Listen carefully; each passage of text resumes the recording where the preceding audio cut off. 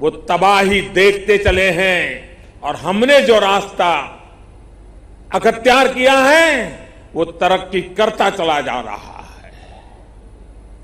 130 करोड़ हिंदुस्तानी ऐसी हर साजिश,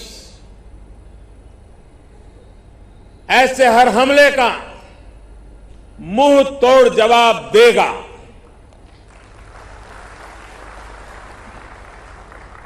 कई बड़ों देशों ने बहुत ही सख्त शब्दों में इस आतंकी हमले की निंदा की है और भारत के साथ खड़े होने की, भारत को समर्थन की भावना जताई है। मैं उन सभी देशों का आभारी हूं और सभी से आह्वान करता हूं कि आतंकवाद के खिलाफ सभी मानवतावादी शक्तियों को एक होकर के लड़ना ही होगा। मानवतावादी शक्तियों ने एक होकर के आतंकवाद को परास्त करना ही होगा।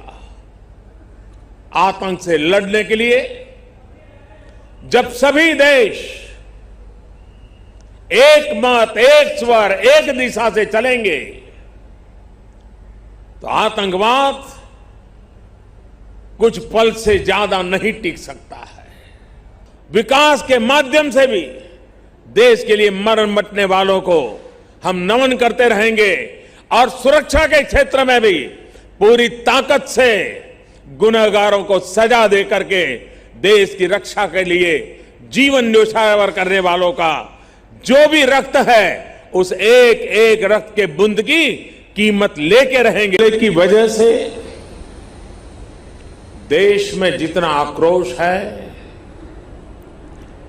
लोगों का खून खौल रहा है, ये मैं भली भांति समझ पा रहा हूं। इस समय जो देश की अपेक्षाएं हैं, कुछ कर गुजरने की भावनाएं हैं, वो भी स्वाभाविक है। हमारे सुरक्षा बलों को पूर्ण स्वतंत्रता दे दी गई है।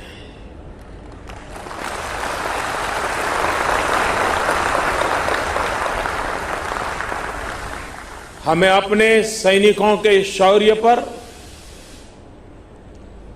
उनकी बहादुरी पर पूरा भरोसा है। मुझे पूरा भरोसा है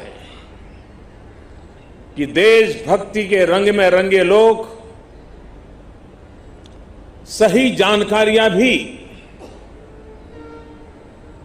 हमारी एजेंसियों तक पहुंचाएंगे ताकि आतंक को कुचलने में हमारी लड़ाई और तेज हो सके। मैं आतंकी संगठनों को और उनके सरपरस्तों को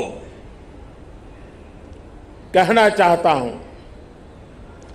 कि वे बहुत बड़ी गलती कर चुके हैं।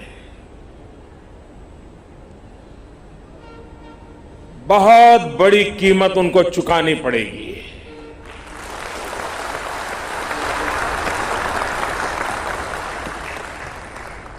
मैं देश को भरोसा देता हूं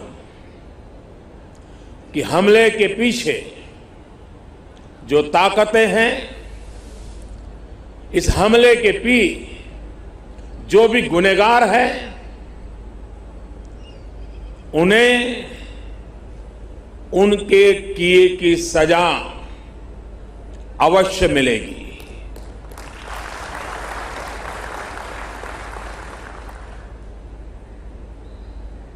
जो हमारी आलोचना कर रहे हैं, उनकी भावनाओं का भी मैं आदर करता हूं। उनकी भावनाओं को मैं भी समझ पाता हूं और आलोचना करने का उनका पूरा अधिकार भी है।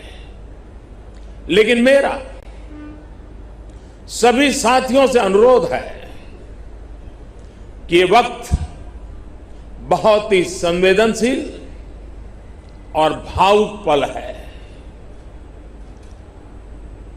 पक्ष में या विपक्ष में,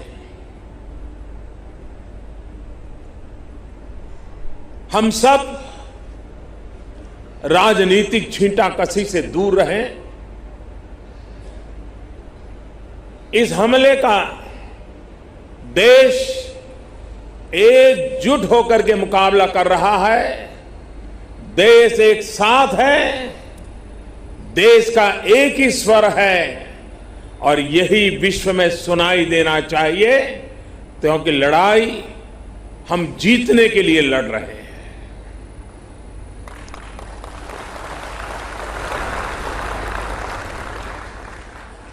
पूरे विश्व में अलग थलग पड़ चुका हमारा पड़ोसी देश अगर ये समझता है कि जिस तरह के कृत्य वो कर रहा है, जिस तरह की साजिश रच रहा है, उससे भारत में अस्थिरता पैदा करने में सफल हो जाएगा, तो वो ख्वाब हमेशा हमेशा के लिए छोड़ दे। वो कभी ये नहीं कर पाएगा और न कभी ये होने वाला है।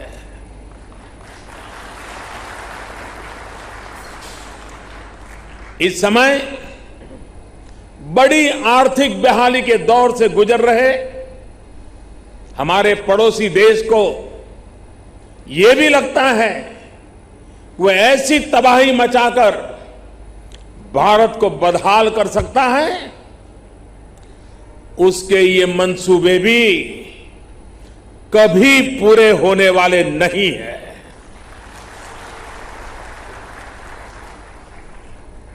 वक्त ने सिद्ध कर दिया है कि जिस रास्ते पर वो चले हैं वो तबाही देखते चले हैं, और हमने जो रास्ता अख्तियार किया है वो तरक्की करता चला जा रहा है। 130 करोड़ हिंदुस्तानी ऐसी हर साजिश, ऐसे हर हमले का मुंह तोड़ जवाब देगा।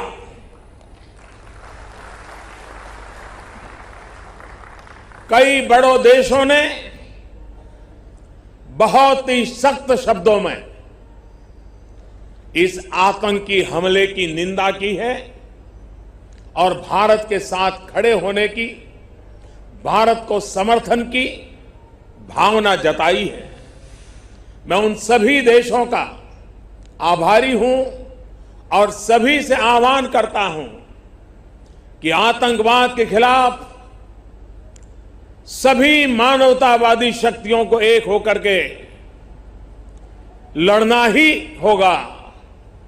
मानवतावादी शक्तियों ने एक होकर के